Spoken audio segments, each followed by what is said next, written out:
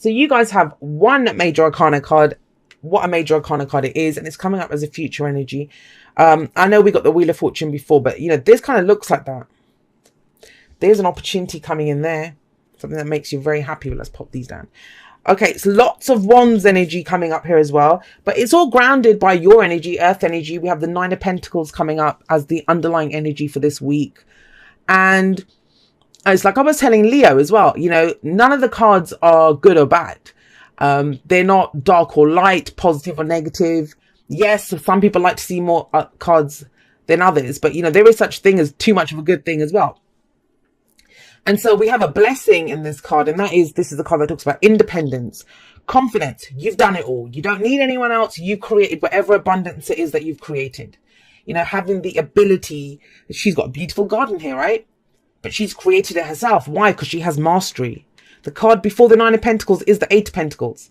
And in the Eight of Pentacles, that was that person working away, the apprentice trying to gain mastery. Well, the apprentice has become the master here. And has, this beautiful garden to show for it, the abundance.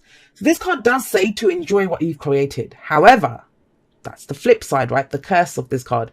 And that is, then talks about, don't let it become a gilded cage though. Don't let it become a gilded cage. We can become too comfortable where we are. Or, I'm going to cough 1 second.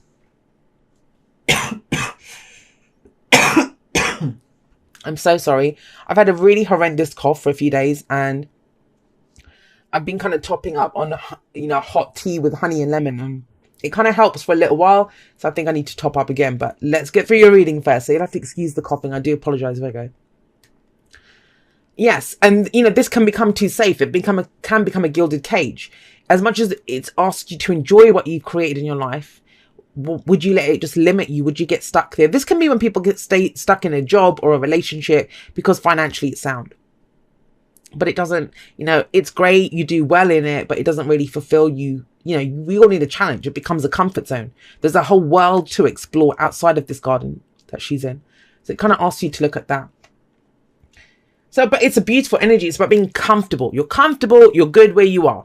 I don't need anyone, whether you're in a relationship or not, or you're working with a team or not, you're comfortable in yourself, your independence, in whatever. Sometimes I do see single people getting this when they're worried about their independence being encroached upon or losing their independence, by being in a relationship. So it can be that people get this in relationships as well. Like I said, it's when we get very comfortable there, it's like, oh, well, I've done it. I've built this relationship or this home or whatever. Let's just stay there. You have the Seven of Wands at the heart of your reading. Now, as much as this might explain why you're kind of focused on your safe space. This might be, and there's a kind of very hermit-like energy that's coming up here, which is your energy anyway. But that kind of taking a step back to kind of assess, like, where am I in this? How do I feel about this? Why? I kind of feel this is more, you're not really looking in yourself because the hermit did not come up. It's so important to look at that. You're taking the step back maybe, or staying wherever this kind of safe space is, or enjoying what you've created, but to kind of stay away from this Seven of Wands energy, which is just energy coming at you from every angle. Wands are energy, and this is energy that comes at us. Usually the wands are about energy that we put out into the world. So we have to take a stand. We say no more, not doing this. I'm taking a stand. I'm going to defend what is mine. It's very strange because, well, it's not very strange. It just is. It just kind of hit me in the face just then.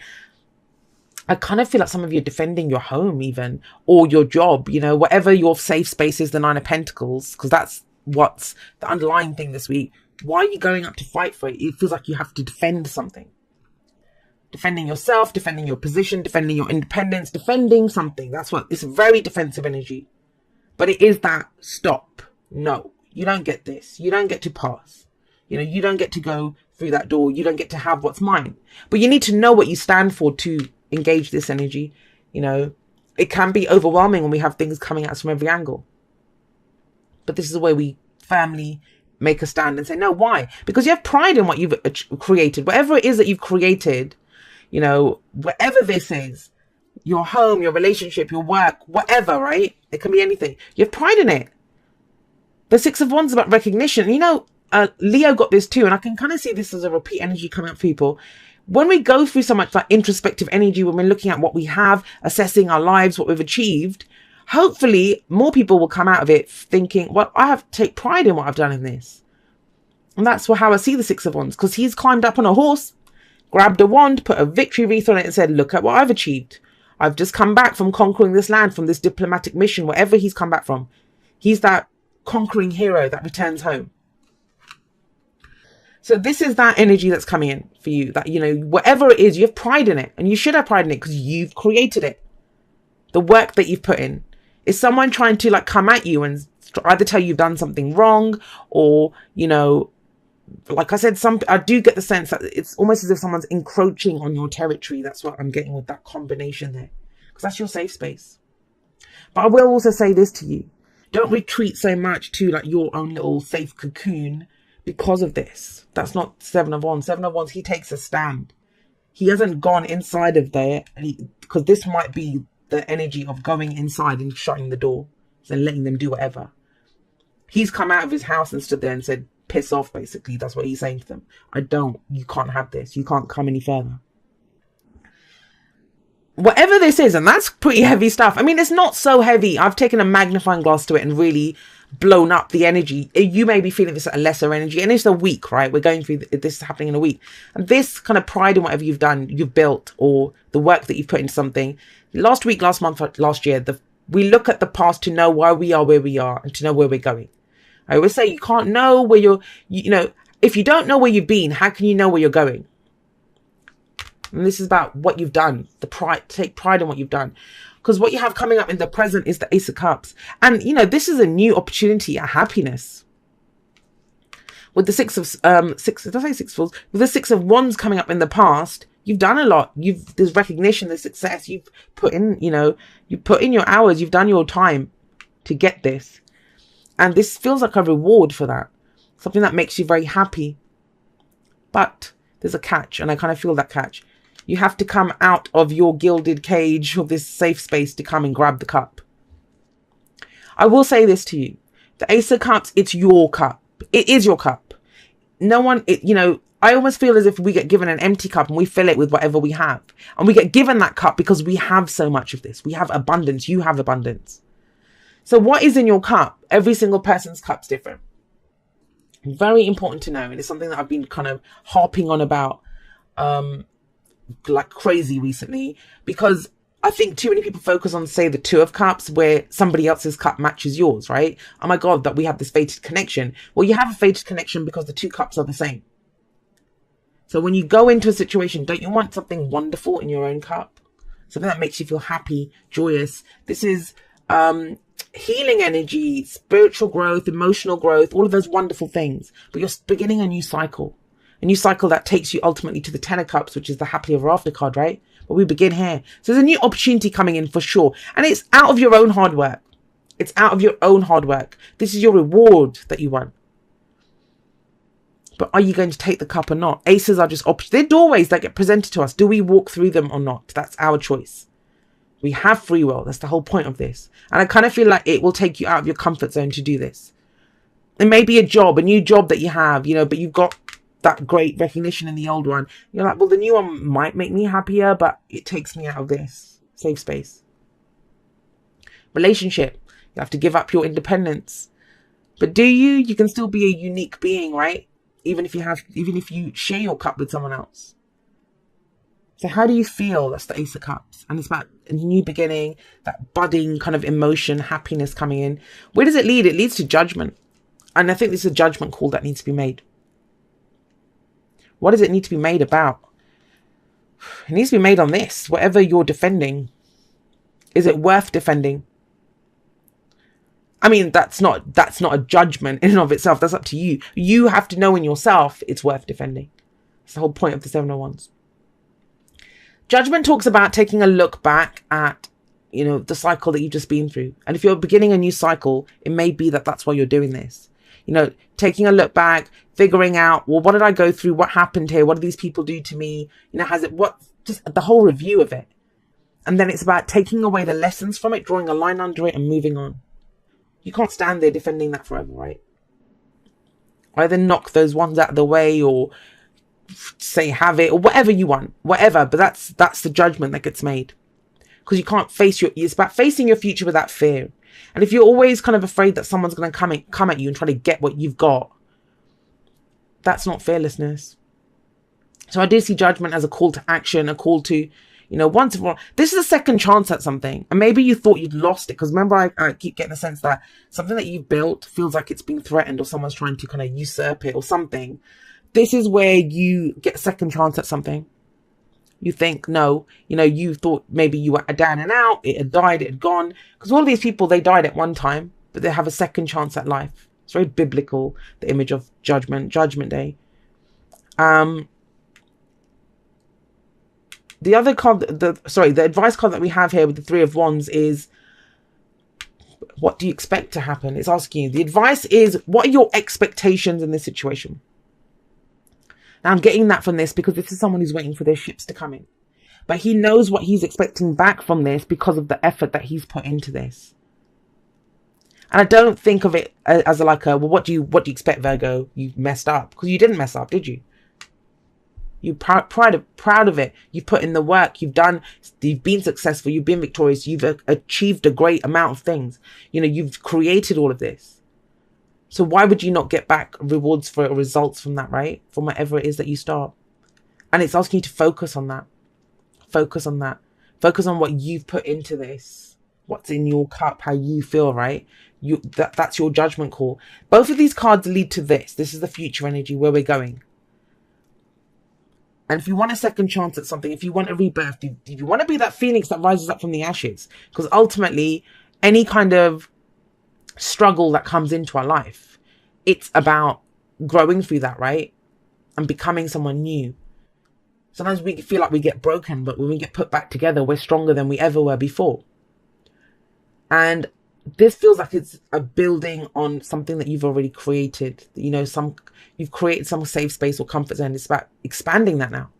Expanding that. Three of Wands also is about, it's a manifestation card, but it's that part of the manifestation where we get back what we've put out already. We've done the visualizations, we've sat and done whatever, the mantras, whatever it is, however you manifest. You've done all of that. This is where we look and say, okay, well, where's my results now? Where's the stuff? Where is it? This is waiting for your Amazon order to show up, right? Appreciate this moment. Each and every situation has an opportunity to grow and find love. And that's kind of this, right? The growth is on this, expansion on this, coming out of this gilded cage. This is the love that you're finding. Every great love story begins with how we love ourselves. What is in our cup always? So what makes you happy? Does this make you happy, the situation?